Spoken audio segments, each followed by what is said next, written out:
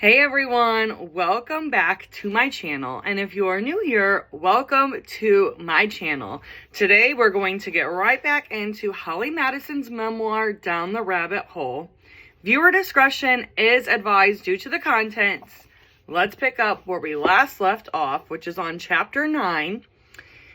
It's rather curious, this sort of life.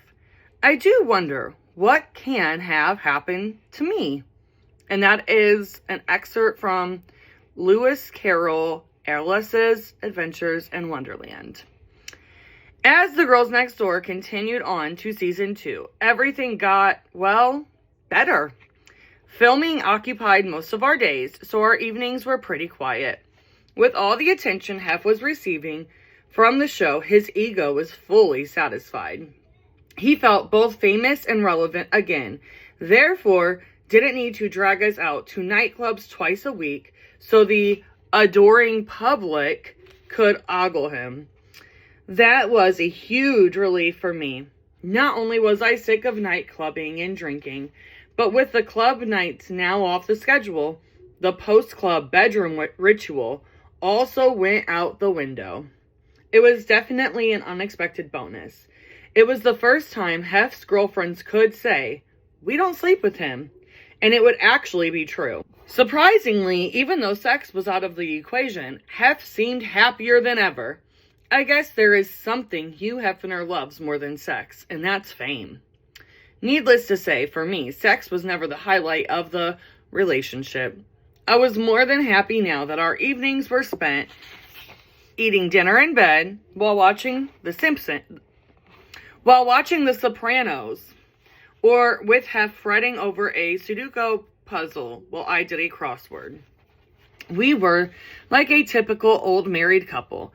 The only difference was only one of us was actually old. For a time, the show's success really bolstered spirits at the mansion. The three of us girls were now getting paid for being on the reality TV hit and could finally start saving up some real money. Playboy as a brand was hotter than ever. We were on our way to achieving that long-desired harmony among the girlfriends. Girls Next Door had become a project we bonded over. Many of the plot lines became memorable. Common experiences and the times the episodes would spotlight our individualities made us feel special. During season 1, we visited Bridget's hometown, Lodi, California. I want to say Lodi, but I know that's not right. I believe it's Lodi. And if you know the correct enunciation, let me know. But if I'm remembering right, it's Lodi. It was so cool getting to see her and her family in their natural habitat, as in outside the mansion. We visited Kendra's hometown of San Diego as well. And she and her family went out of their way to make us feel at home. Kendra even coordinated a fun tour of her favorite spots and showed us her old home videos. Although I have to admit, watching Hef fawn over her childhood videos and threatening to take one home made me really uncomfortable. When you're 80 years old and dating a trio of 20-somethings, you already look like a dirty old man. He didn't need to give viewers any more ammunition. For me, the last episode of season 1 was really special. We visited the Palms Casino in Las Vegas, where they were readying the new Playboy Club, set to open the following year. Knowing what a fan I was of the bunny costume and of Roberto Cavalli, who had designed the new bunny ensembles for the club, Playboy PR taped me to model one. Playboy PR tapped me to model one of the new prototypes in a fashion show, along with several playmates. Not only was I able to wear this amazing costume, but I was able to do it without the other two girlfriends. It was one of those small instances where I could feel like I was my own person. I savored the moment, and it became one of my all-time favorite episodes. Less than a year after our first magazine appearance, Hef ordered our second pictorial and cover for the September 2006 issue. The cover would be on stands as season 2 premiered, and I even got to develop the concept. I sketched the idea out on a cocktail napkin while at a Dodgers game. Taking the notion of the girl next door literally, the show covered the three of us peeking through a white window with frilly drapes, and it became the first time the magazine photographed a corresponding back cover, which naturally was a view of our butts as we were peeking out the window. Both images were shot simultaneously to ensure continuity, and while this time we were finally able to star in individually themed shoots, it was mandated that the other two girls appear in the background of each. We still felt frustrated that Hef seemed to think we were only worthwhile as a threesome, but it turned out that casting us as a team wasn't making us jealous and turning us against each other. Instead, it was turning us into a team in real life.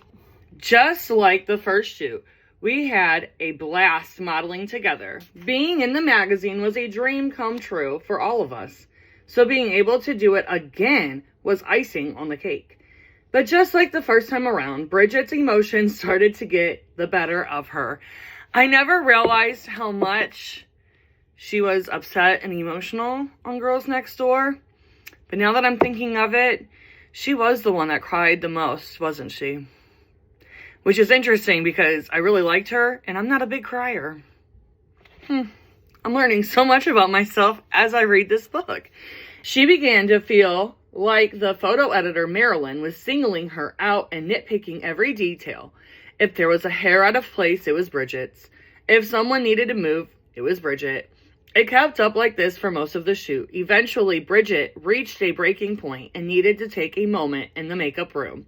Surprisingly, Kendra went in to comfort her and put her in a better mood.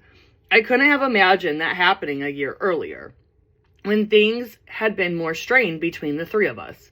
We had made huge progress with our friendships. Other changes were afoot as well. Prior to the show, we'd almost never traveled. Hef was a creature of habit who despised any sort of variation from his routine. Once he finds a comfortable one, he's bound to stick with it for at least the next few decades. So when we learned that the second season would see us not only on multiple trips to Las Vegas, but also on a 2-week-long European getaway, we were flabbergasted. Paris, London, Cannes, Barcelona, Munich, Rome. For us, it was unheard of. It was on these trips that Bridget and I finally found something we had in common with Kendra. We all loved sightseeing. The three of us were very different, but we all came from working class backgrounds. I think at one point we each believed that moving into the mansion would give us the opportunity to see the world, but the truth is we rarely left our neighborhood. After a while, we gave up hope that we would ever travel. Now that Hef knew the world was watching, he had to be the playboy everyone believed he was. We were finally getting the experience we thought we had signed up for. It was the opportunity of a lifetime to be able to travel around the world in style, so we didn't waste a single minute. From Pompeii to the Paris catacombs, Bridget and I were checking things off our bucket lists left and right. Kendra said she felt like she was finally learning about history for the first time in a way that made it feel real. The three of us were up at the crack of dawn, trying to pack in as many outings as we could, before Hef finally rolled out of bed and started his day, usually afternoon. He would join us for a few of the landmarks, mostly for filming purposes, but he was more interested in doing press and attending parties in his honor than in seeing the sights. The second season rounded out by celebrating my and Hef's 5-year anniversary. Bridget set up a dinner party in the living room, transforming it into a replica of one of my favorite restaurants, the Melting Pot, complete with their signature fondue pots. I couldn't believe 5 years had passed since I moved into the mansion. A half-decade of my life had been sucked into the Playboy vortex. I think a lot of people would look at being together for 5 years as a turning point, I said to the interview camera, an empty smile on my lips. But I know it's not a turning point for us because I know nothing is going to change in this relationship anytime soon. When we all gathered around the table for our anniversary dinner, because it could never just be the two of us, I presented Hef with the sort of sap-filled greeting card he adored. I even scribbled the pet name Puffin across the top. As he read it aloud, I burst into tears. Hef put his arm around me and gave me a kiss on the head. He was positively glowing. Not only was he surrounded by a bevy of beauties, the cameras were also there to catch this public display of affection. I tried to play off my outburst as having been touched by the romantic moment, but I think most people bought it. But in reality, I was crying because of what a farce this whole thing was and how stretched thin my nerves were at the moment. Hef reading off the flowing words of love from the card reminded me again what a joke the situation was and made me feel like I had missed out on my chance to ever have anything real with someone, to ever meet a man who really deserved a card like that. I had sold my soul to the devil and felt that there was no way out.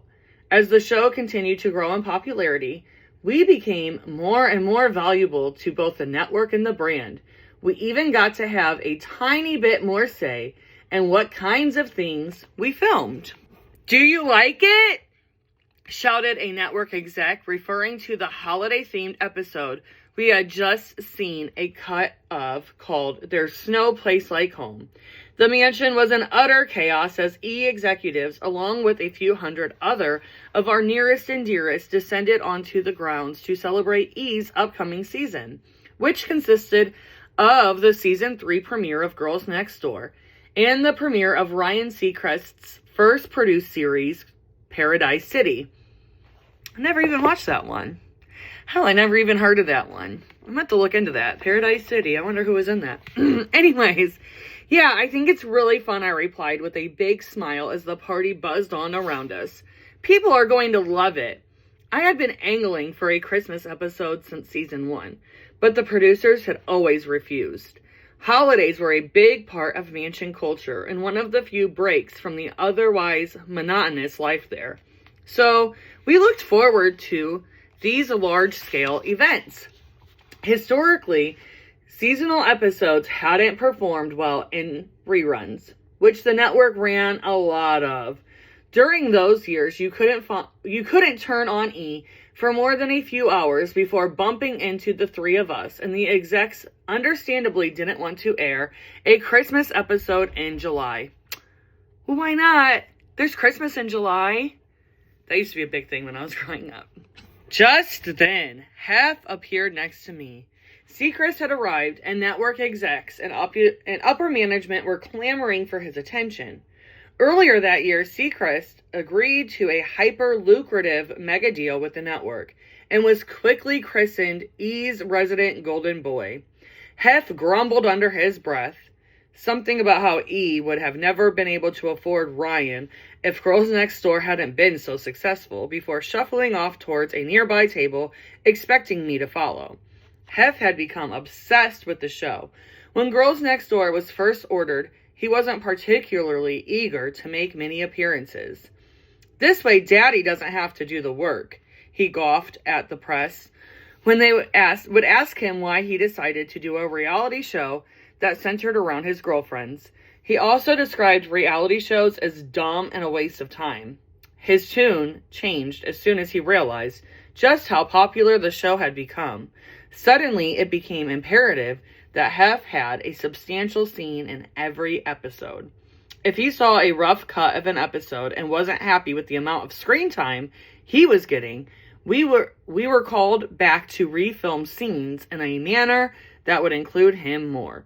Even when we shot entire episodes off the mansion grounds, we were obligated to call home on camera so the show could cut back to what Hef was doing at the mansion.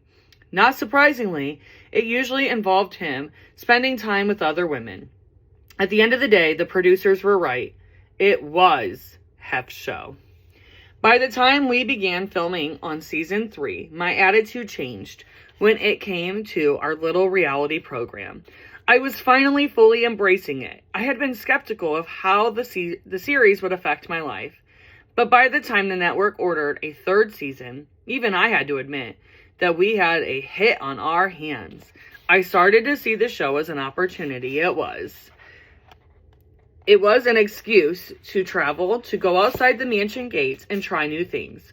Also, I was starting to realize that being on a reality show brings a little magic with it. People are more willing to give you a chance when you are on TV, even if it's on the silliest of reality shows. I was beginning to sense that I might be able to get something bigger out of this, even if that something was confined to the world of Playboy. That season, we were finally able to film in December and capture my birthday. Kendra's and Bridget's birthdays had both been covered twice over the previous 2 seasons. Birthday episodes were important to each of us because it was another opportunity to feel special and to be portrayed as individuals. I think being able to feel like our own person from time to time made us all feel a little less insecure, which allowed us to come together as friends more and more. Even a silly activity like horseback riding helped us bond and indirectly ended up having a big influence on my life. The show's producers found Sunset Ranch in the Hollywood Hills, offering horseback rides over the hills into Burbank and back to Hollywood. For the episode called May the Horse Be With You, we drove up Beechwood Drive and passed through an old stone gateway into a quiet area populated with adorable storybook-style cottages. I had never seen houses so cute. They looked like one of the 7 dwarves was going to pop out of one of the doors at any given moment. What is this place? I thought. I would later learn that the area was developed as a community called Hollywood Land. That's where the famous Hollywood sign comes from, and each house was built to look as if it came straight out of a fairy tale. I didn't know it then, but I would find myself returning to that neighborhood quite regularly 5 years later. The episode that marked the most immediate change for me, however, was definitely the one called My Bear Lady, which focused on me interning under Marilyn Grabowski at Playboy Studio West. Despite dating the boss, I didn't find the internship that easy for me to secure. Prior to the start of each new season, the 3 of us girls would meet with producers to discuss the coming months and potential plot lines they could follow. The producers needed to know what we had going on in our lives so they could decide what they wanted to film. Even though reality shows capture reality, there still needs to be a storyline to follow.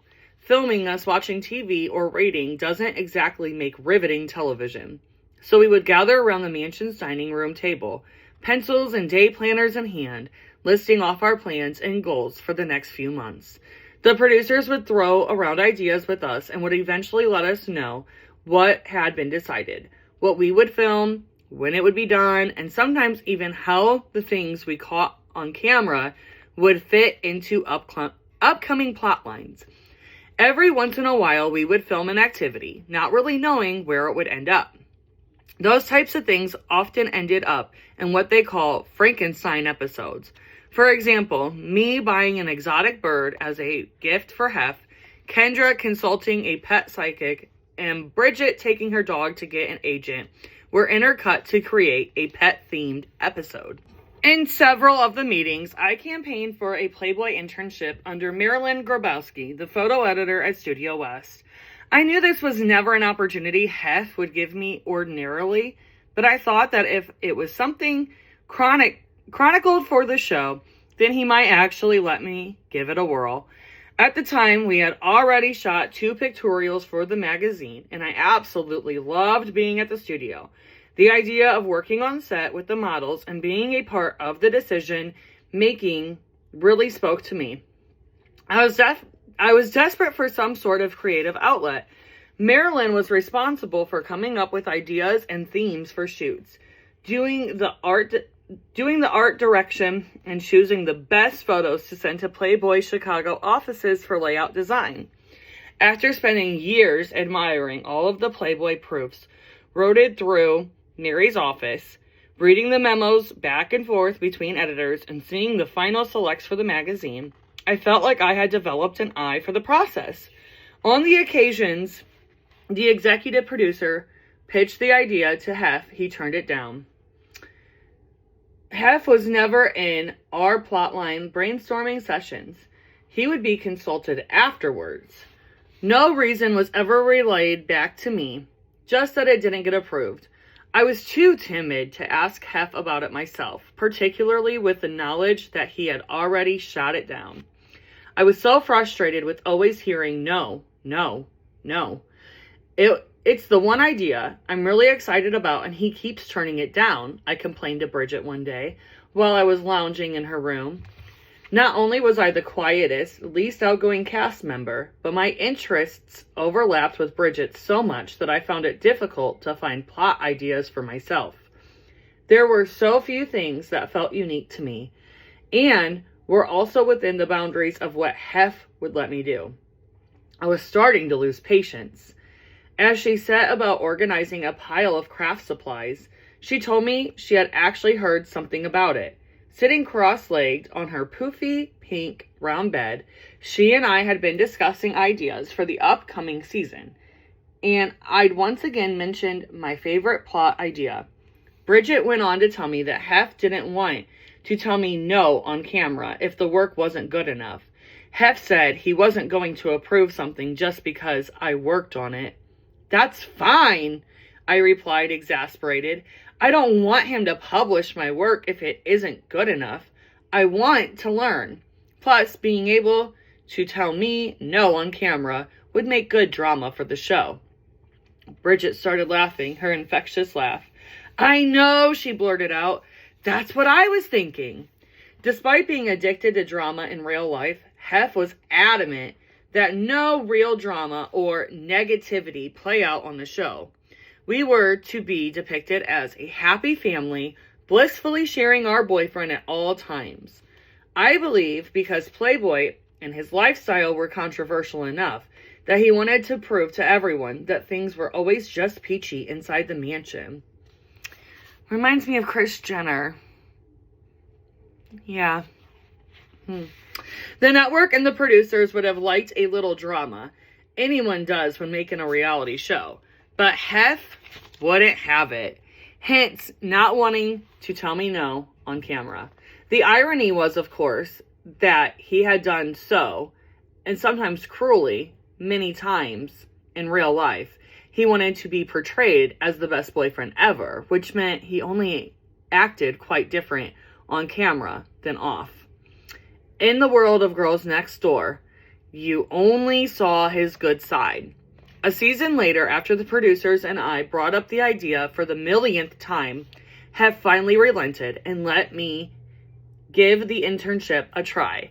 In order to secure the internship, I was charged with finding a potential playmate candidate suitable for the magazine and bringing the photos to Hef for review. I instantly remembered meeting an adorable Puerto Rican girl that playmate Colleen Shannon had introduced me to, and at an autograph signing. My first job was to track her down. When I finally found a picture of her to show Hef, he approved her as a candidate. Tamara Skye would soon become 2007's Miss August, and her playmate shoot would mark my first official gig as a Playboy photo intern. Marilyn graciously welcomed me into the studio. She introduced me to Stephen Wada, who would be shooting Tamara's pictorial, and walked me through proof editing for the Miss June shoot. With great patience and care, she pointed out all the elements that make a great centerfold, and exactly what it took in order to get Hef's approval. I was still trying to figure that one out, I thought, laughing to myself. It didn't take long before Studio West became my home away from home. In fact, I think I felt more like myself at the studio than I ever had at the mansion. Away from Hef's critical eye, I relaxed and grew into my new role. Having the internship gave me a sense of great pride. The photographers and staffers were an invaluable part of the experience, teaching me everything I needed to know. I couldn't believe I was actually getting centerfolds approved. I had been hearing for years that Hef was so picky. It sometimes took weeks to get a finished centerfold. Not only did I enjoy the job, as it turns out, I was actually good at it too. Between my 9 to 5 at the studio and all the editing homework I was bringing back to the mansion with me, I ended up spending most of my time on the job, and I wouldn't have had it any other way. When Marilyn retired, I was promoted from intern and given an actual job with the title Junior Photo Editor. I was assigned to the upcoming Playboy shoots, and since I was the first editor to focus entirely on the Playmate of the Month feature, eventually I was given the title Playmate Editor. I was finally starting to feel like I had a purpose, like I had some use in the Playboy world. I wasn't just one of Hef's numerous blonde bimbos. My confidence grew for the first time since I had moved into the mansion. This job did for me what starring in a reality television show and becoming well-known worldwide didn't do. It made me feel good about myself. Having responsibilities, new skills to learn, and a creative outlet allowed me to slowly start coming alive again. Over the course of The Girls Next Door, we would pose for 2 more covers besides November 2005 and September 2006, and 3 Girls Next Door calendars, which I took upon myself to direct and edit. The Girls Next Door projects weren't a part of my Studio West job in any way. On the clock, I handled only Playmate projects, but because I'm ambitious, love a good project, and wanted some kind of say in how I was portrayed, I took the helm of some of our shoots anyway, and no one protested. The March 2008 Sexiest Celebrities cover was an outtake from a concept I developed with the 3 of us perched inside a bunny-shaped constellation. Apparently, fans of the show were enjoying my photo editor storyline, and production decided to spend more time with me in the studio. Some viewers probably thought my job was fake and only for the TV program. And surprisingly, it wasn't, because most of the time it is, if we're being honest. You know what I'm saying? One executive even congratulated our executive producer for making me look credible on the job, which I found insulting to say the least. Most people only knew me as a reality TV bimbo, so I guess it's not surprising that many people assumed I couldn't handle a real job. But the only time I ever may have appeared involved in a shoot when I wasn't was a production team asked me to pop by the Playboy shoot Kim Kardashian was filming for Keeping Up with the Kardashians. I didn't have anything to do with her pictorial since it was a celebrity shoot and not a Playmate feature. Sneaking in a little creative say over our projects was a major outlet for me. Not everyone had that sort of outlet, though. As girlfriends, the 3 of us were to be seen and not heard. Never were we permitted to express any sort of discontent with Hef or mansion life. As Kendra's star began to rise, she became more confident, independent, and vocal. Bridget and I had been through so much by the time Kendra had arrived on the scene that we were already preconditioned to be afraid to ask for anything. But Kendra wasn't afraid, and as a result was granted a little more freedom. Her fearlessness certainly let Hef know that if she didn't get her way, she would be out of the door. Of course, granting one of the girlfriends some perks that the others didn't get played into his manipulative games as well. She was the only one of us allowed to have an outside agent who booked her for a few club appearances. But like all things at the mansion, her added benefits came at a cost. She was no longer new and novel enough to be completely safe from Hef's belittling ways. Just like he'd done with me for years, he began chipping away at her confidence, slowly but surely. "You have a little overbite," Hef pointed out to Kendra while shooting an episode for season 3. Kendra had dressed up as Mae West for one of our calendar shoots.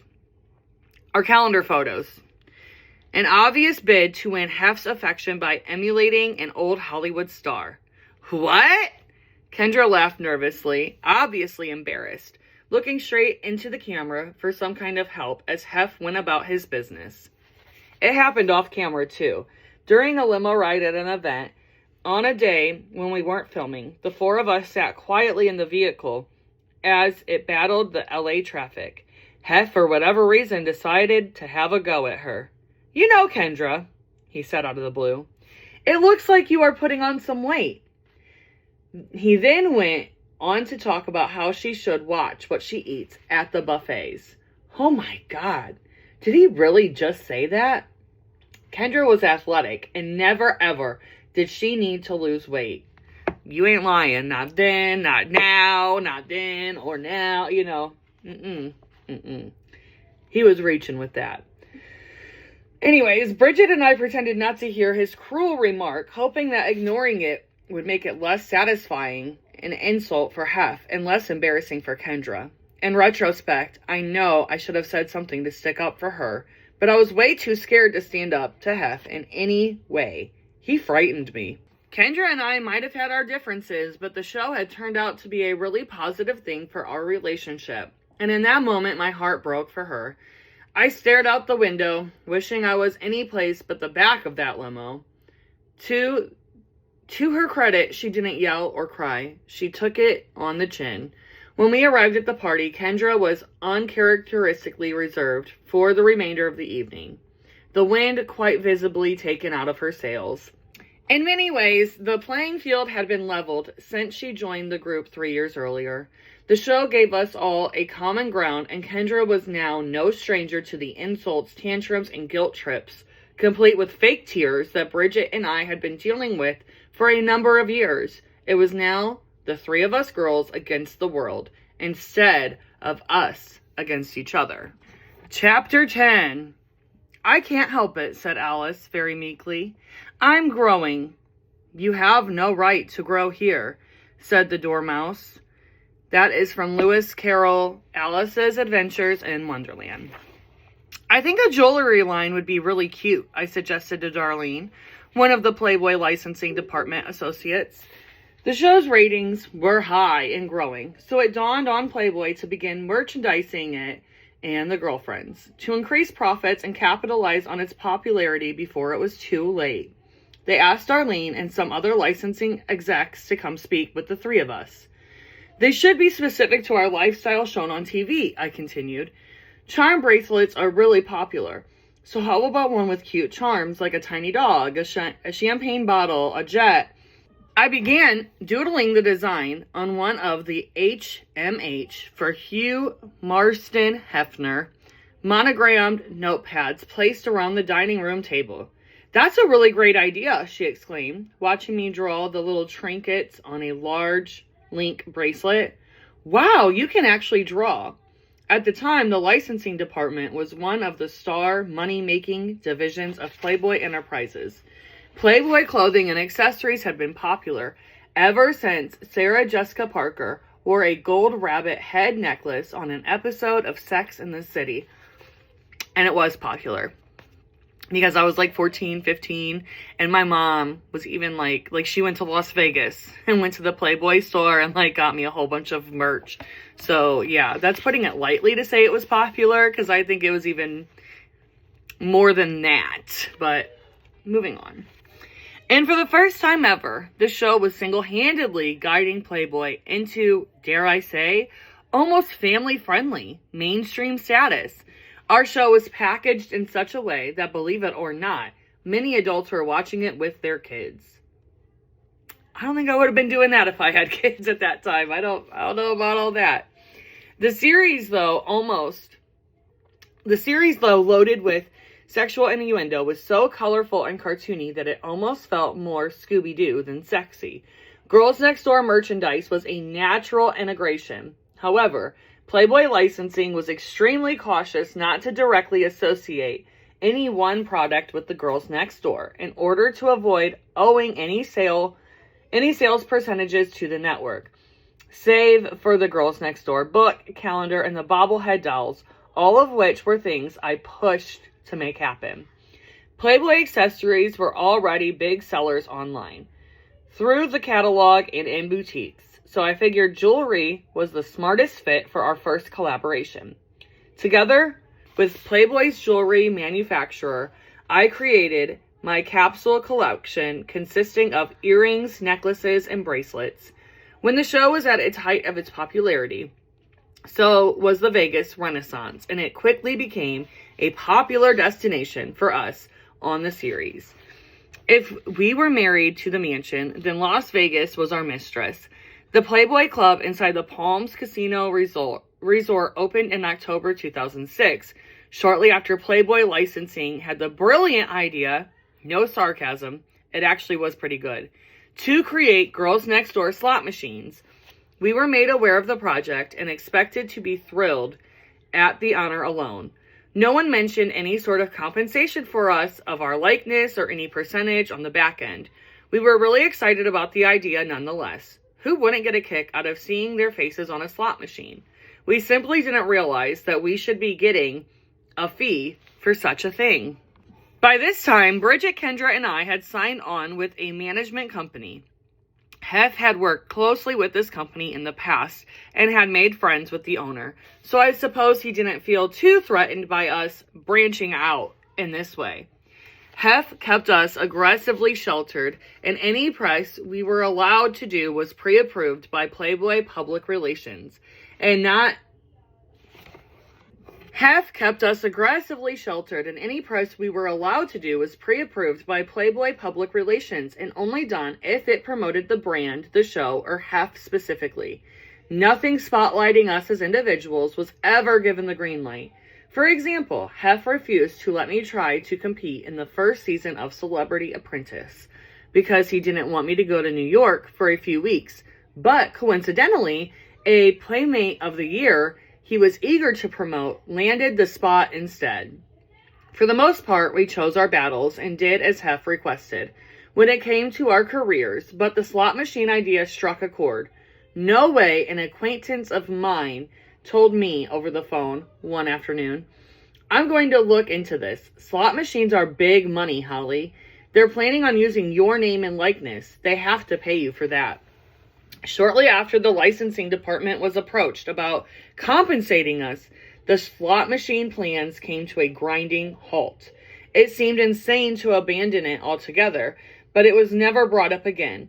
Either there were way too many hands in the pot to make it profitable, or no one wanted to concede that we should be paid for the use of our names and likeness.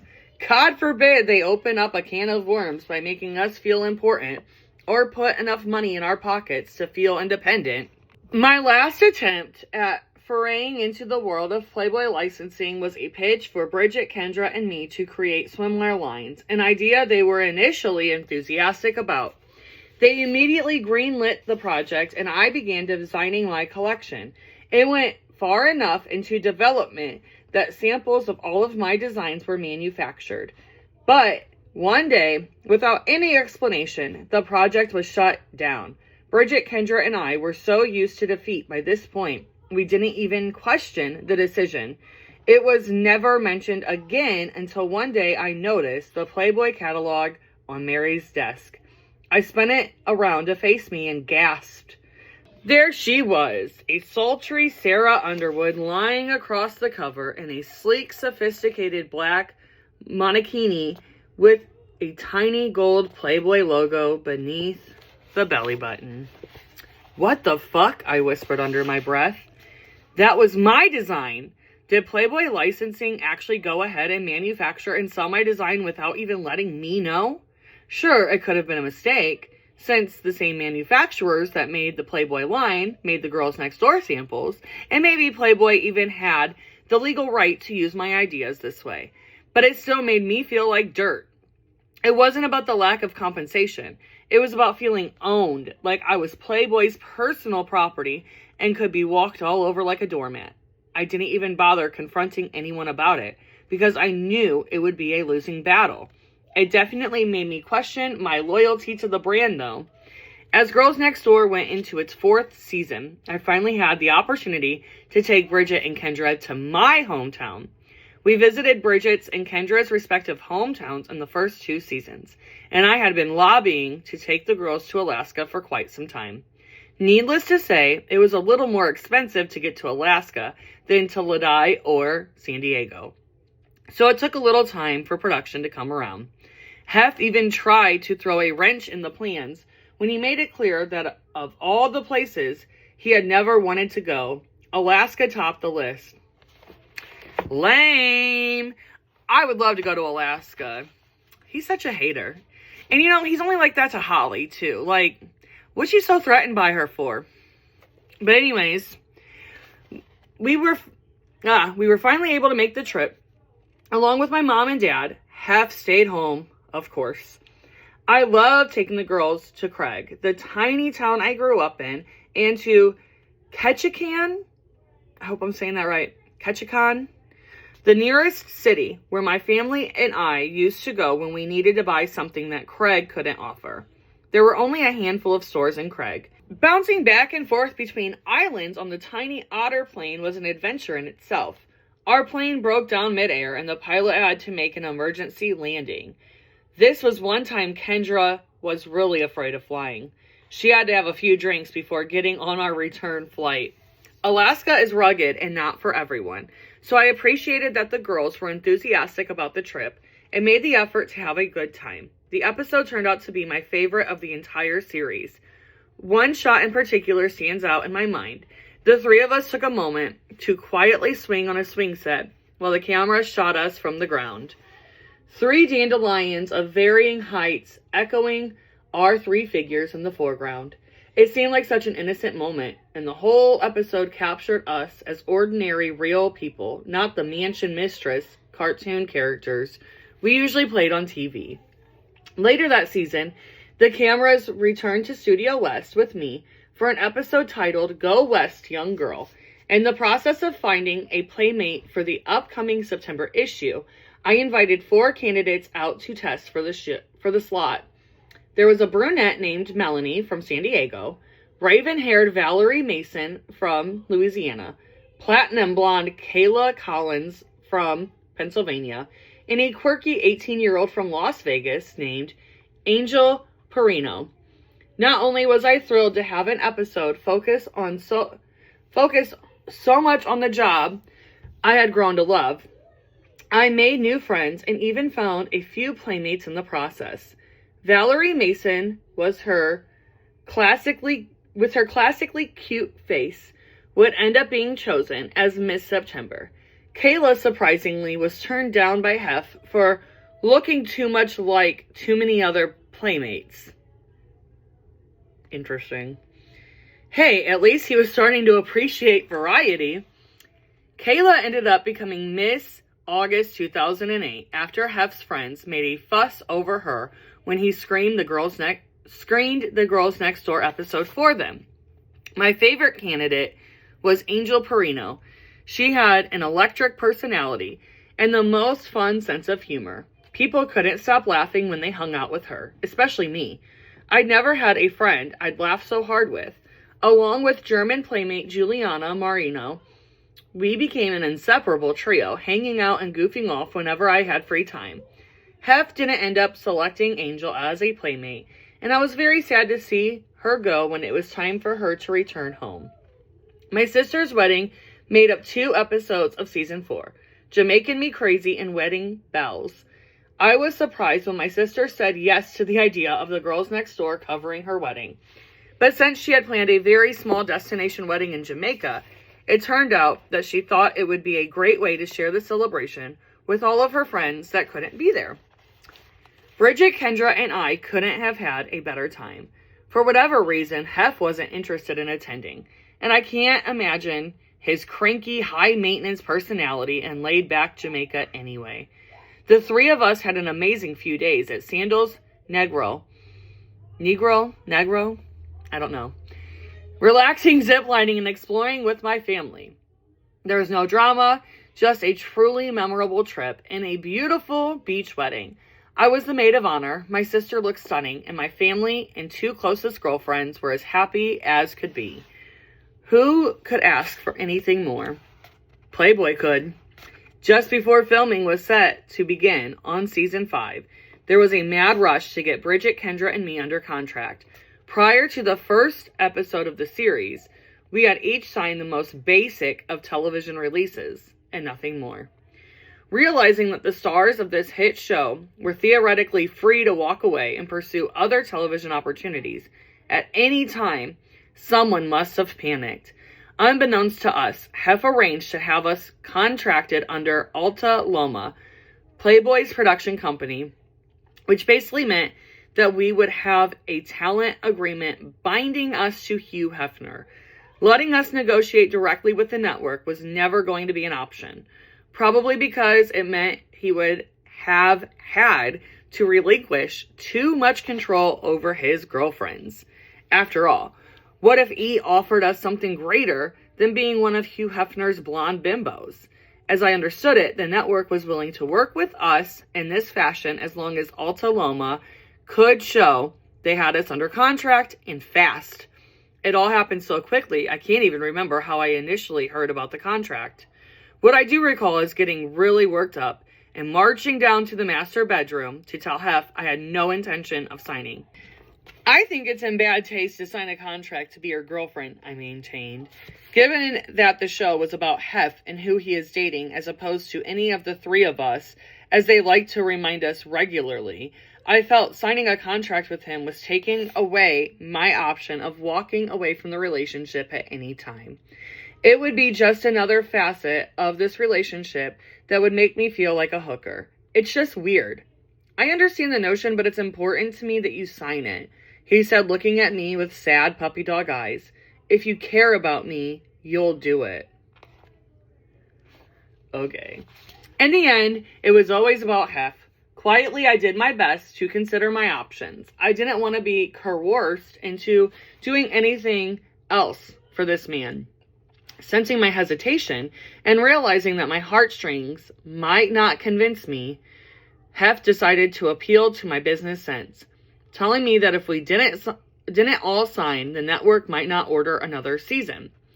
As further encouragement, Hef told me Bridget had already signed her contract, but I didn't learn until afterwards that she did so completely against her better judgment.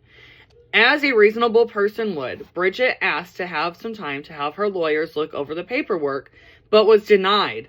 I imagine she was given the trademark mansion attitude. If you don't like it, you can leave. Begrudgingly, she signed the contract. Okay, I finally relented. I'll look at it, but I want you to know I don't like this. I understand, Hef said, unable to contain his smile. He didn't care what the hell I thought as long as I walked my butt down to the office and signed those papers. Still in my pajamas, I trudged down to Mary's office at the other end of the mansion. Without saying a word, I sat myself in the chair next to her desk and started playing with her white Maltese pup named Miss Kitty. So, Mary started, looking over the top of her small framed eyeglasses. Did Hef tell you about the contracts?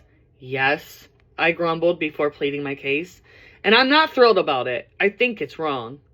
Mary sat in silence with her arms folded, allowing me my few moments to vent. Because the show is about Hef's girlfriends, I feel like I'm signing a contract to be in a relationship, I whine. I was beyond frustrated. I had my back against the ropes. If I wanted to move forward with this show for a 5th season, I had to bind myself to Hef's production company. What if I wanted to move out or do another show? I felt like this contract might make that impossible. That's not really what it's about, Holly, Mary reassured me, her voice smooth and calm. E is just hesitant to move forward with the show if their talent isn't under any contract. That's all.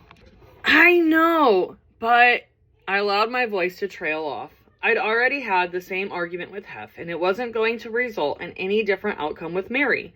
I fell silent for a few moments before asking, do they have to be signed today? Yes, Mary said matter-of-factly. They need them back today. Why did we get them so last minute then? I asked, my anxiety starting to escalate again. We don't even have time to look them over. The contracts are with Alta Loma, dear, Mary went on, sidestepping any explanation as to why we were just now receiving them. You know if there's a problem, Hef will release you from it. But would he? I know that in Mary's heart, she sincerely thought that Hef was a good man, just as I believed at the time. But a nagging voice in the back of my head kept warning me not to trust this situation. That was her discernment speaking to her, and she should have listened to it, because I don't know if she should have signed that. But anyways, if signing this contract was really so important to everyone, I decided to just get it over with. I knew that ultimately I had no choice. Hef would find a way to corner me into signing it, so I might as well just save myself any further aggravation. Fine, I said, grabbing a pen on Mary's desk. Where do I sign? I scribbled my name on the contract that Mary nonchalantly shoved under my nose and handed it back to her. Now, what to do about the Kendra problem? Mary continued. Kendra was in the Dominican Republic for a paid nightclub appearance, so she could hardly sign the paperwork by E's alleged deadline. But Hef and his team must have found some kind of solution if all 3 of our contracts were indeed delivered to E that afternoon. I can't say this with certainty, since I never witnessed pen to paper, but the gossip around the mansion was that someone on Hef's staff must have had to forge Kendra's contract in order to meet the network's deadline. Of course, it's also possible that E never even gave Hef a deadline, or that he used a false date to get us to sign without giving us the opportunity to really review the documents. Who knows? All I know is the whole thing seemed highly unusual to me. Our 5th cycle would end up being a season of growing pains. Looking back, I see that it makes sense that this was our last season as a trio. From an outsider's perspective, however, everything looked like it couldn't be going any better. Ain't that the truth? Ain't that the truth? The series had become such a phenomenon, there was even a movie being made about it. Well, sort of. The House Bunny, starring Anna Faris, was a comedy set at the Playboy mansion centering on a fictional playmate who finds herself kicked out of the mansion upon turning 27 and takes refuge in a sorority house. In the film, Anna plays a mansion resident named Shelley, a character clearly based on Bridget. And I'm not even gonna lie, that's one of my favorite movies. I love Anna Faris, and I always think of her waking up in that movie saying, "Good morning, Pooter. You're looking dapper." Good movie. Anyways, you should have been the sporty one, Kendra teasingly pouted at Anna the first time we met her as she prepared to shoot a scene in the mansion's backyard. Anna was done up with curly blonde hair, a frilly pink outfit, and her character had a grumpy pet cat similar to Bridget's cat, Gizmo. Oh, I got a Gizmo. Look, he's sleeping. Giz. Brrr. He ain't waking up. He ain't waking up. He could care less. Okay, anyways. Bridget's pink striped bedroom was used as Shelley's room in the movie. Even the high-pitched voice and sunny Pollyanna attitude Anna affected for her character were very much Bridget's style. I do agree. I think that was the muse for the movie, was Bridget's personality. We had cameos in the film, playing ourselves for a few scenes. The movie would hit the #2 spot at the box office on its opening weekend. Even I couldn't believe what a phenomenon this frilly, frothy, girly, and in many ways make-believe version of the Playboy world had become. Not everything in our world was cotton candy and fluffy bunny tails, however. That year, Kendra started taking Accutane for an acne problem she had grown increasingly self-conscious of. To me, Kendra was a beautiful girl, with acne or without. Okay? Like, Kendra, I will take your face with the acne. I mean, shit. All day over my own. I shouldn't say that. Ooh. To me, Kendra was a beautiful girl, with acne or without. So, on one hand, I couldn't understand her paranoia. But on the other hand, I could. Every girl who ever lived at the mansion knew that her entire value in Hef's eyes depended on the way she looked. In fact, in an interview from the previous year for an Elle magazine article, Kendra confessed, "I'm very insecure right now about my face. I get scared with Hef looking at me at the mansion and maybe thinking I'm ugly." I certainly understood how she felt. In that same article, Hef went out of his way to tell the writer that I had only become beautiful and that I didn't look the same as when he first met me, going on to attribute my new acceptability to my nose job. Gee, thanks, Hef. What? Look at her. She's always been pretty. How's he gonna get in her head like that? I swear. Like he's something great to look at. Even when he was younger, he wasn't all that great to look at. But yet he's gonna judge these women like this? Oh. Whether it was an excuse not to have to adhere to the filming schedules she hated keeping, or if she really had grown debilitatingly insecure, Kendra often refused to come out of her room to film scenes. I would find out later that this was around the time she started secretly seeing her future ex-husband, you mean, Hank Baskett. So maybe that factored into the equation as well. The producers were desperate to find someone to take Kendra's spot should she decide to stop coming out completely. No one was talking about adding a new girlfriend or anything, but I was asked to recruit some girls that I thought would be good for the show to stay at the bunny house for a month or so while we filmed. I chose Laura Croft, a wild and crazy playmate from Florida. I've always wondered if that's her real name or her stage name, because of like Tomb Raider or whatever. Like, is that really your name? And if so, I feel bad because you probably got a lot of things said to you about Tomb Raider back in the day. But anyways, a wild and crazy playmate from Florida. Kayla Collins, the bouncy blonde from the Go West Young Girl episode, and Angel Perino, also from the Go West episode, the funny girl with the high-pitched voice from Las Vegas. Having the girls around proved helpful, as Kendra refused to participate in quite a few of the episodes. Sometimes she would salvage her spot at the last minute by agreeing to film something by herself. Other times she was just missing in action. When Bridget produced a campy B movie called The Telling, Kendra didn't take part, even though she was offered a role in the film. While Bridget and I traveled with Laura, Kayla, and Angel to Chicago, Dallas, and New York to scout playmates, Kendra chose to stay home. One evening, Hef popped around the corner into my vanity area and announced that he was kicking Kayla out of the bunny house. Why? I asked. I couldn't imagine what Kayla had done to warrant such dislike and was eager to stick up for my new friend.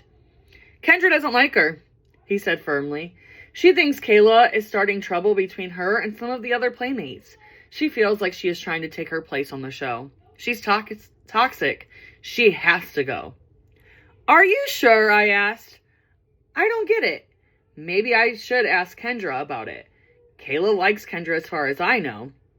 Who is she supposedly starting problems with? I asked. Other playmates, Hef reiterated, as if that made him any more clear than before. He went on to say how hysterical Kendra was about it. I couldn't figure out what this was really about and pleaded for Hef to let Kayla stick around for the remaining weeks that she was scheduled to stay.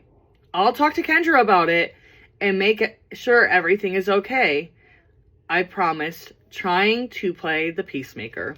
Hef agreed to let her stay, but threatened to have her leave if she made another misstep. He waved a finger at me and walked out of the room. I wasn't too worried about the situation. I assumed Kendra felt threatened by another petite, energetic, platinum blonde running around in front of the cameras. She'll get over it when Kayla leaves, I thought. Later, I would hear through the grapevine that Kendra's future husband, Hank, was apparently after Kayla before he met Kendra. I have no idea if this is true or not, but it would explain the freakout. For the second half of season 5, the girls in the bunny house left and the three amigos gravitated back together. We invited all of our moms and our house mother, Mary O'Connor, out for a group spa day. Visited Barbie Benton's outrageous home in Aspen. Gosh, that house is beautiful. And went on a road trip for Bridget's sister's Anastasia's birthday. The three of us attended our friend Stacy Burke's wedding in Vegas. Stacy was always identified as Hef's former girlfriend when her name popped up on screen during an episode, as if there wasn't any other way to identify her. Hef truly loved to believe that the highlight of any of his exes' lives was the time they spent with him. He also loved to remind viewers of all the beautiful women he dated. Toward the end of the season, in the summer of 2008, We shot our 4th Playboy cover, slated for February 2009. This one would end up being our last. After much lobbying, Hef agreed to a 3-split run, which meant we each had our own cover. It felt like a gigantic milestone. Fans loved watching our shoots on the series, which is most likely why we ended up getting 4 covers. And since 3 separate shoots would mean more footage for the show, production kindly coughed up the budget, $10,000 per shoot. I was so grateful that production was doing this for us. I definitely felt they went out of the way for us and enjoyed our triumphs more than Hef did. While Hef scoffed at the initial idea, to him, we still couldn't stand on our own. Even he couldn't refuse a free $30,000. Hef approved my idea for the cover. I posed each of us in front of the mansion in such a way that if you line up the covers, it created one panoramic shot. She really does have some great ideas. Like, I gotta give it to Holly. She does have some really, really clever ideas. Another first for the magazine. I loved being part of these little firsts. To make our 3 pictorials look as varied as possible, I talked to the girls about each of us using a different photographer. Bridget worked with Arnie on an elaborate circus design. I suggested Kendra pair with Steven to shoot her for a Sports Illustrated inspired beach shot. And I decided on up-and-coming photographer W.B. Fontenot.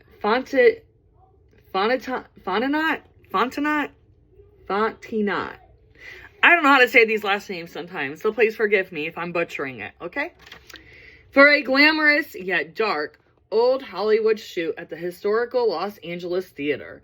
Unfortunately, I discovered at the last minute that the decadent old theater's fee to allow production to film there was out of our budget. Only the still shot was affordable.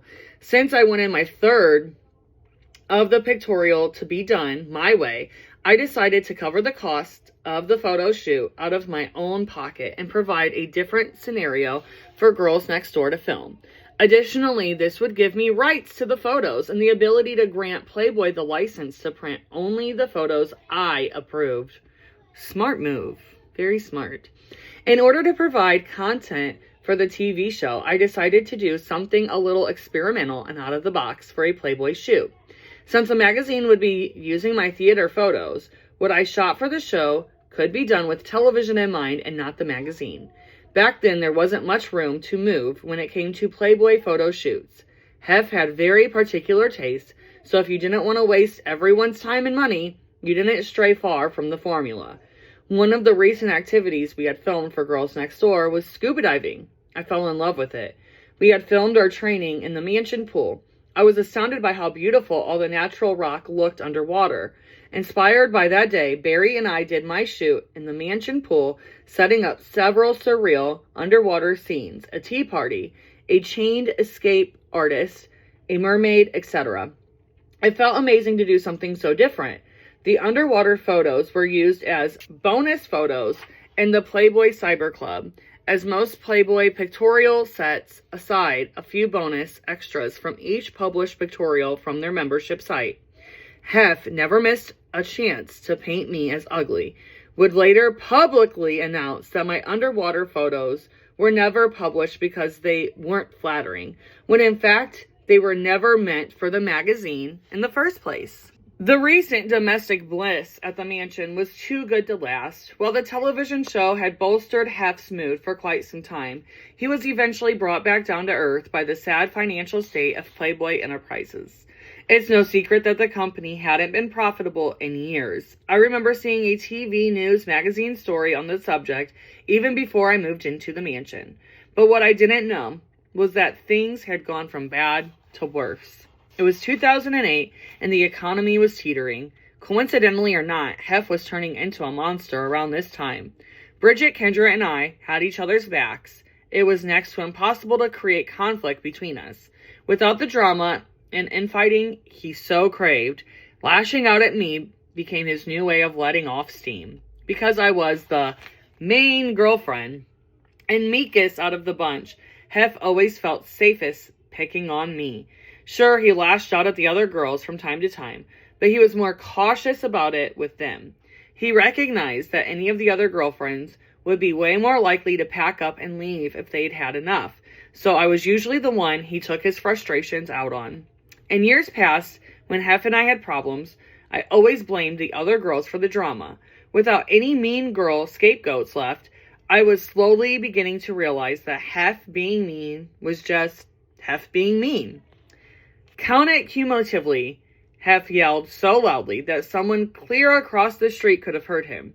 As Hef's two sons, Marston and Cooper, got older, game night with the girlfriends eventually replaced Tuesday's family night. These game nights became a mind-numbing ritual at best. Bridget, Kendra, and I would gather around the dining room table with Hef and whatever girls were visiting the mansion that week and play games. I loved Monopoly and Clue, but he quickly lost interest in those games. He was introduced to a very simple domino game called Mexican Train and became instantly addicted. Ever the creature of habit, Hef had us playing Mexican Train every Tuesday for hours at a time. I loved it the first few times we played, but the game was so mind-numbingly easy, I became quickly bored. One night, Hef was particularly uptight and kept anxiously checking the score pad over my shoulder. When he realized that I was keeping track of the scores per game, as I usually did, instead of cumulatively, he played many rounds of the game in a row. He blew a gasket. "Do you even know what cumulative means?" he screamed in my face so ferociously that it made my blood boil. I wanted to give him my cumulative SAT scores and stomp out of the room, but I restrained myself. Clearly he was looking for a fight, and I wouldn't give him the satisfaction. I took a deep breath and looked him square in the eye. "Yes," I said firmly and evenly. Everyone else was silent. Kendra and Bridget had been on the receiving end of such temper tantrums and unnecessarily cruelty themselves, so I knew they were cringing for me as they looked down at their dominoes. It wasn't just the verbal disrespect that was wearing on my nerves. The limitations of mansion life were starting to get old. After 7 years living under Hef's strict rules, I thought I could have earned enough respect to be allowed to bend the rules every now and then. Even prisoners get points for good behavior. But unless cameras were following me, I still wasn't permitted to spend a night away from the mansion. Looking back now, I get frustrated with myself for being so blind. I was complaining because my boyfriend wouldn't allow me to spend the night away from his home, because he wouldn't allow me to stay out without him past 9 p.m. As a 28-year-old woman, I still had a curfew. I had never even asked to spend an off night away from the mansion until a worthy occasion presented itself. Playmate Tiffany Fallon invited us to her wedding in Mexico to Rascal Flatts guitarist Joe Don Rooney. A charming Southern girl, Tiffany was one of the most beautiful women ever to grace the pages of Playboy, and truly a joy to be around. Bridget and I were ecstatic when we received the invitation, which included gorgeous luggage tags with our name and address printed on them. "I've never been to Cabo before," I exclaimed to Bridget, glowing with anticipation. Bridget and I looked into flights from Los Angeles to Cabo San Lucas, Mexico, to see if we could fly in and out the same day. Despite being only a 2.5-hour flight, none were direct, and international travel is always a bit more time-consuming. A day trip just didn't seem feasible or like any fun. Since Hef thought the world of Tiffany, I figured we might actually have a shot at attending, but it all depended on what kind of mood I caught him in. After talking it over ad nauseum with Mary, I got up the courage to ask Hef if Bridget and I could have a night away. Kendra was invited as well, but since she didn't want to pay for her own travel, she opted out. "He says we can go!" I exclaimed excitedly in the ancient, crusty, cream-colored phone in my dressing room. I heard Bridget squeal on the other end of the line. Much to my surprise, Hef had given me a favorable response and told me to work out the details and let him know how long we'd be gone. I felt like Cinderella, finally getting to go to the ball. I couldn't believe our good luck. I was so excited to have my first girls' night out in over 6 years. "We'll have to make Travel plans right away. Flights, hotels, transportation, I rattled into the receiver. If we leave in the morning, we'll get there with plenty of time to get ready for the wedding and the party. Party? Like a record player screeching to a halt, I heard my plans instantly evaporate. Hef repeated himself. You're going to a party? It was as if he appeared out of nowhere, having changed into his blue flannel pajamas, clearly oblivious to the fact that it was still daylight outside. Well, yeah, I began fumbling. I meant the wedding reception. It's like I told you. We can't get a flight back late enough to be able to attend the ceremony and reception. We'd be spending more time traveling to Mexico than actually in Mexico. I prayed he would see the logic, but Hef let out a stifled, sarcastic chuckle, as if to mock me. He wasn't even actually listening to me. You're not going to any parties, he said firmly, before shuffling his feet across the hardwood back into the bedroom. The trip to Mexico is off. Without uttering a word to Bridget, who I was certain overheard the whole ordeal, I gently put down the receiver as tears welled up in my eyes. I realized in that moment that nothing was ever going to change. My years of dedication earned me nothing. All I had to show for it was an increasingly bitter boyfriend and no hope for a future. I'm so depressed, I don't know what to do. I'm not happy here anymore, I told Bridget as we commiserated over not being allowed to attend our friend's wedding. Truth be told, I had never been happy at the mansion, but I had always been able to put on a facade, leading others to believe that I was. After all, Hef couldn't be seen having unhappy girlfriends, could he? I have been fooling someone else all these years as well, myself. While I had come into the mansion looking for a temporary safe harbor and a possible stepping stone to a Hollywood career, I had fallen down a rabbit hole of nasty girls, a degrading love life, eroded self-esteem, and total fear of judgment from the outside world. I felt like a failure on my mission to make something out of myself. I had tried to rationalize my choices by convincing myself that I had fallen in love with Hef and just wanted to settle down and have a family. I know how absolutely insane it sounds to want to have kids with someone in their 70s. You are basically robbing a child of his or her father before it's even born. Now that I'm a mom myself, the idea seems even more unpalatable. But I suppose I thought of it as a ticket out, in more ways than one. The last time the mansion had been multiple girlfriend free was when Hef was married and had 2 children. So considering the mindset I was in, that seemed like an ideal scenario for me. I had convinced myself that multiple girlfriends were the problem, because I just couldn't admit to myself that I had made a terrible choice moving into the mansion in the first place. It was cognitive dissonance at its finest. There was also the part of me that was grateful for the things Hef had afforded me. Food and shelter when I needed it, the allowance put towards paying off the debts I had from college, and the opportunities to be on a TV show. Though there was plenty to complain about in the way I was treated, I was grateful for the good things and couldn't stand to be just like so many of the girls who had come before me, taking and running with no shame. Attempting the marriage and kids game, knowing deep down that it was a dead end, was perhaps my subconscious attempt to end the relationship in the nicest way I could think of. I then confessed something to Bridget that had, up to that point, been top secret, known only to me, Hef, Mary, and a few doctors. A step towards settling down had been made. Hef had submitted semen samples to a fertility doctor only to find out what the doctor had predicted all along, that nothing from his 70-something-year-old man was viable. I'm sure Hef knew this too, and that was the only reason he decided to humor me and submit anything.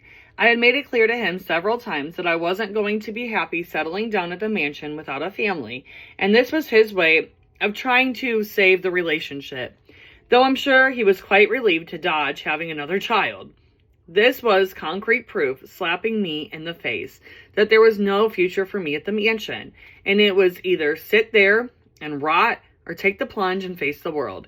I couldn't even admit wanting to leave to Bridget. I just told her how heartbroken I was over the outcome of the test and that I didn't know what to do with my life.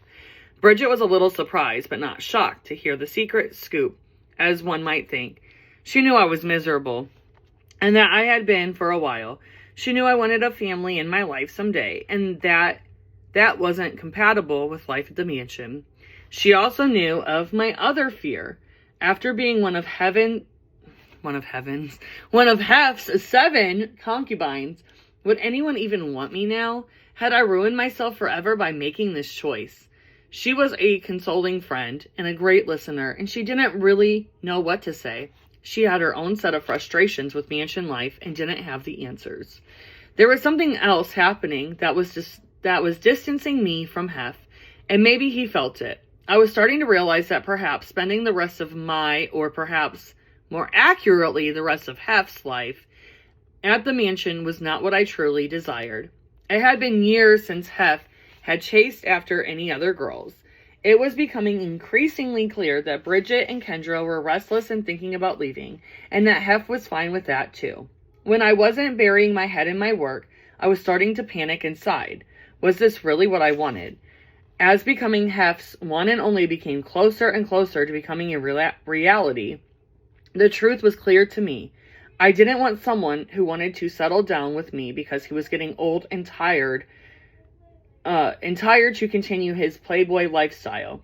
I didn't want someone who wanted to settle down with me because I was convenient and docile. The perfect girlfriend. I had always wanted to find a soulmate who was creative, ambitious, adventurous, and yes, Hef might have been the epitome of all three of those things at some point in his life, but that point was long gone, probably before I even was born. What was left was an old man running like crazy on the treadmill that was life at the mansion, desperate to live up to his image. I felt horribly conflicted. I couldn't quite admit it to myself yet. I needed to find a way out. In the spring of 2008, Playboy searched for the 55th anniversary Playmate to be featured in the January 2009 issue.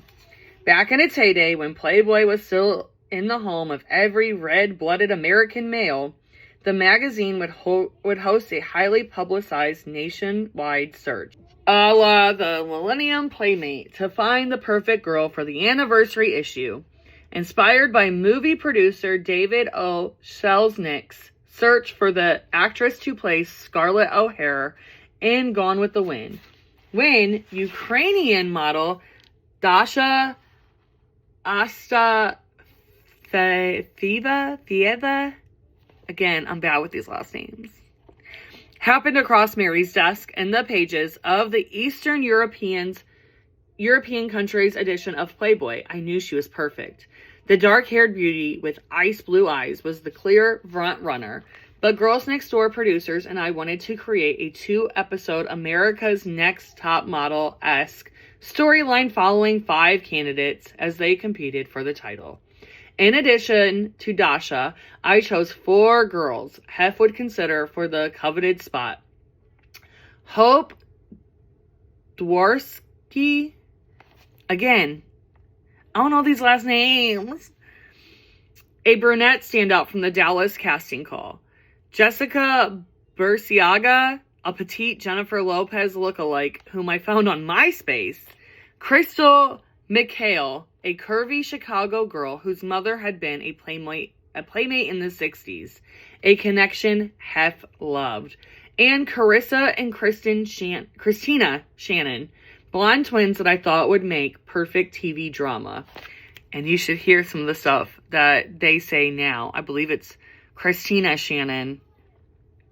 She's the one that has been the most outspoken.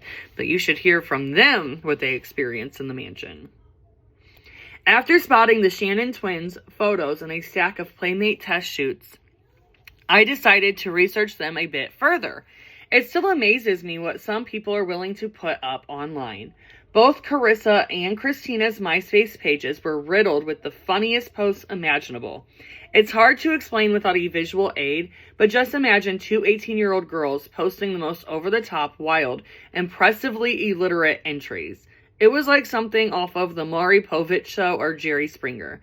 I couldn't tell if they were serious or not, but either way, they seemed like they might be the right kind of people to stir the pot. If they are anything like their posts, I said, laughing with Angel, who was standing over my shoulder as we were looking at their profile page, they'll make for great TV. The candidates were brought to Los Angeles that summer for their test shoots and invited to stay at the Playboy house, at the Bunny House. I don't know why I want to keep calling it the Playboy Bunny House, but it's just the Bunny House. I'm the one that keeps messing it up. Our Girls Next Door production schedule was tight, so we had a quick turnaround and needed the girls nearby and available at a moment's notice. The shoots were going along right on schedule until I received word from Dasha that Jessica had left the Bunny House the night before her scheduled centerfold shoot at the studio. If she were MIA, we'd lose an entire day of shooting and waste thousands of dollars. No one had any idea where my runaway playmate had gone. We really need you to finish your pictorial, I reasoned with Jessica when I finally got her on the phone. We're on a tight schedule and every day costs money. It turned out that the runaway bunny went hopping back to Orange County. According to some of the crew and other girls staying at the house, Jessica had been tormented for days by the twins, along with Playboy resident's wild child, Laura Croft. While Carissa and Christina were surprisingly professional on set, they were apparently quite a handful after hours. Supposedly, the three girls tormented Jessica, calling her names, smearing shaving cream on her bedroom door, and relentlessly accusing her of sleeping with Girls Next Door crew member. Dang, Jessica must have been a threat to them for them to treat her like that. Okay. Well, these antics would have made for great TV. They were an example of negativity Hef never wanted included in the final cut, so my efforts to include some spice in the mix by inviting the Shannon twins were wasted. If you come back, you can stay in the mansion guest house away from the other girls, I told her, hoping this would quiet her frayed nerves. They'd done quite a number on the poor girl. After some coaxing, I finally got Jessica to agree. I asked Hazel, the office administrator, to put Jessica on the guest schedule in one of the 4 rooms in the mansion's guest house. After sorting out that potential disaster, I gave myself a well-deserved pat on the back. Crisis averted, I thought. When I arrived later that day to the Sunday night buffet, Hef was waiting for me in the dining room with a rabid look in his eyes. "What are you doing putting Jessica in the guest house?" he demanded, his voice quaking with anger. "She was having troubles with the other girls, so she left," I calmly explained to him, hoping he would recognize the volume of my voice and aim to match it. The dining room was filled with guests, and I didn't want to get lambasted in front of an audience. I needed her here for work first thing tomorrow, so I put her in the guest house. I guess the twins were picking on her, so I thought that was an easy fix. "That is not your decision," Hef bellowed at me, with no intent to try to keep this argument private. "Daddy's in charge of who stays where, not you." "But it's such a minor thing, I didn't even think you would want to be bothered with it," I said truthfully. I'd invited girls to stay with us before, and he never had a problem with it. I was completely caught off guard and could feel the tears start to burn my eyes. I took a deep breath and held them back with every ounce of dignity I had left.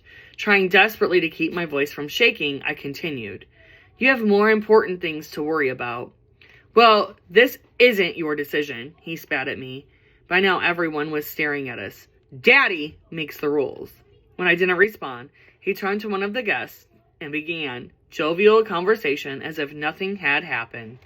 I looked down at my lap. I couldn't bear to make eye contact with anyone. I felt so humiliated. Despite his gentlemanly act, Hef had never been a progressive thinker when it came to women.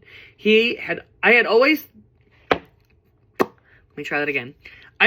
told myself that maybe I could change his attitude if he truly got to know me. It didn't look like that was ever going to happen. As we were getting ready for bed, he shuffled into my dressing area to inform me that our Girls Next Door shooting schedule for the next day had been postponed. Shit, I thought, after hustling to get Jessica back here and getting the fear of God instilled in me for it. Everything was being rescheduled. Why? I asked. Something's come up with Kendra that they want to shoot instead. Hef managed, barely making eye contact with me. At that point, we all knew Kendra had one foot out of the mansion gate and was in talks with E for her own spin-off series. The producers were starting to put scenes into place that would set up her eventual exit.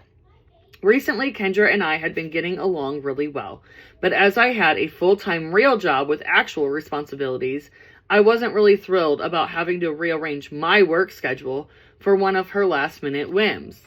We always have to move stuff for Kendra, I said, half joking, half hoping he would change the schedule back, while applying face lotion in the vanity mirror and mentally preparing to reorganize my entire work week. He stopped in his tracks and looked right at me. "Stop being such a fucking cunt," he screamed, his face bloated and red with his hands clenched into fists. My mouth fell open in disbelief. In 7 years, I had never once heard that word cross his lips. And now he wasn't just saying it, he was calling me it. His girlfriend? The supposed love of his life? I sat there staring at him in total shock, unable to move a muscle or even cry. After what felt like 30 long seconds of him glaring at me with his jaw clenched so hard, I thought he might crack his teeth. He stomped his foot like a child and scuffled back into the bedroom. Girl, I wouldn't have been able to hold back had I been called that. No. Over the years, I dealt with a lot. The mean girls, the crazy rules, the irrational outbursts, and the repugnant bedroom routine. Because Hef so convincingly wore his gentleman Hef act at all other times, I was able to make excuses for him. But that was it. After being screamed at for no good reason twice in one day, I was freaked the hell out. There was no way I could fool myself into thinking Hef was a nice guy anymore. In that moment, I didn't care if I couldn't find someone to love me outside of the mansion, because it was crystal clear no one on the inside loved me either. I needed to find someone to talk to, someone who could understand all the pressures I was under but wasn't trapped in the same bubble as I was. Maybe I could get advice and a fresh perspective.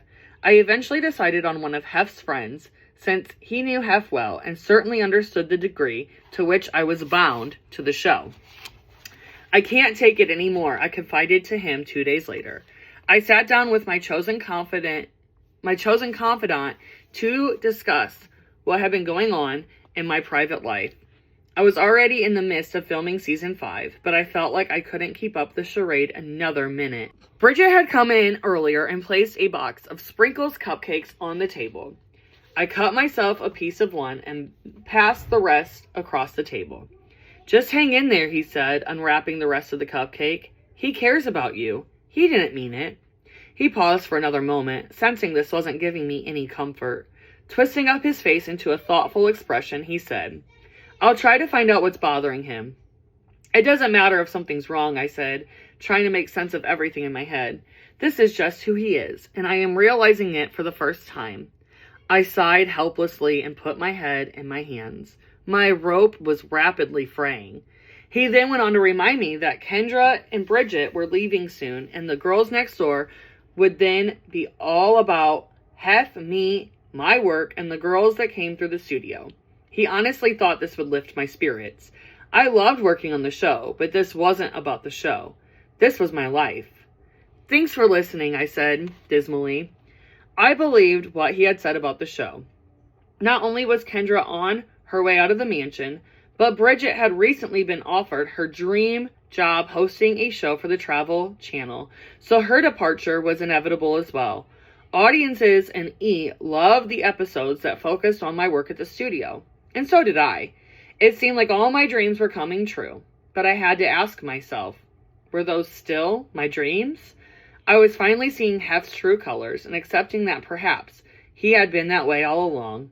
Now the promise of having Hef, The mansion and the show all to myself just sounded frightening. I didn't know what to do next. Despite the way he treated his girlfriends, I felt guilty even thinking about leaving Hef. I was constantly being reminded of how blessed I was and how grateful I should be. I didn't want to disappoint or let anyone down. What would his friends think? They'd always been so supportive of me because they saw that I treated Hef well. Would I lose my job? I loved my job and couldn't bear the thought of losing it. Maybe I could find some way to stay on as an employee.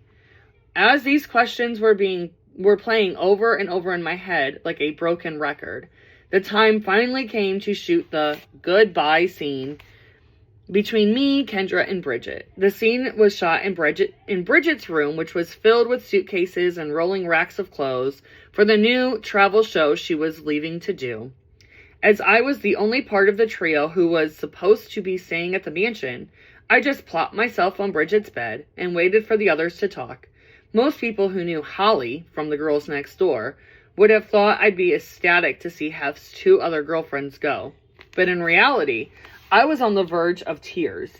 The feeling hit me like a ton of bricks. I don't want to be here without Bridget and Kendra. At that moment, I knew it for a fact. I just didn't know how I was going to handle it. After more than 4 years at the mansion, our little blonde army was disbanding. We had each evolved so much in that time. Like the freckle-faced producer had suggested years before, Kendra really did grow up inside the mansion, but it seemed to be due largely in part to a man she had met outside the mansion. For 8 months, Kendra had been secretly dating professional football player Hank Baskett and was madly in love. Gone was the insecure little girl who labeled Bridget and me the enemies and spent her days desperately jockeying for attention. In her place was a confident and gracious young woman. Bridget was off to host her own show. I couldn't think of a more perfect job for my best friend, who was packing up to travel the world. When I first met her, all she wanted was to be a playmate, and she ended up achieving so much more. The scene couldn't have been more genuinely emotional. I usually kept my feelings locked up far, far away from the cameras, but this time my tears flowed freely. It was in that moment that I realized how much these 2 women meant to me, and how only the 3 of us could ever know what this wild ride this wild ride we had been on was truly like. It wasn't just the prospect of losing my 2 co-stars that made me feel so empty. I knew that even when I was the only girlfriend, there would always be playmates and bunny house residents to keep me company. It was seeing these other 2 women evolve and just the ways they should be evolving that made me realize that there was so much more out there for me too. I didn't know what it was, but something had to feel more genuine and fulfilling than simply being the First Lady's Stepford wife of the Playboy mansion. After our teary hugs goodbye, the camera stopped rolling and I slowly walked down the hall to the master bedroom's back door. My mind was reeling, my heart was hurting, and my stomach was tied in knots. What was I going to do now? I knew I'd be heading to Vegas in a few weeks to finish the last shot for Jessica's pictorial. Maybe having some time away from the mansion, without the cameras following me, I'd actually have a chance to think. And Vegas seemed like a good place to clear my head. And I am going to wrap up this part, and when we come back, we will be on chapter 11. And we're getting closer to the end of this book. I hope everybody is enjoying it so far. It seems like you are. And I can't wait to see you guys on the next one.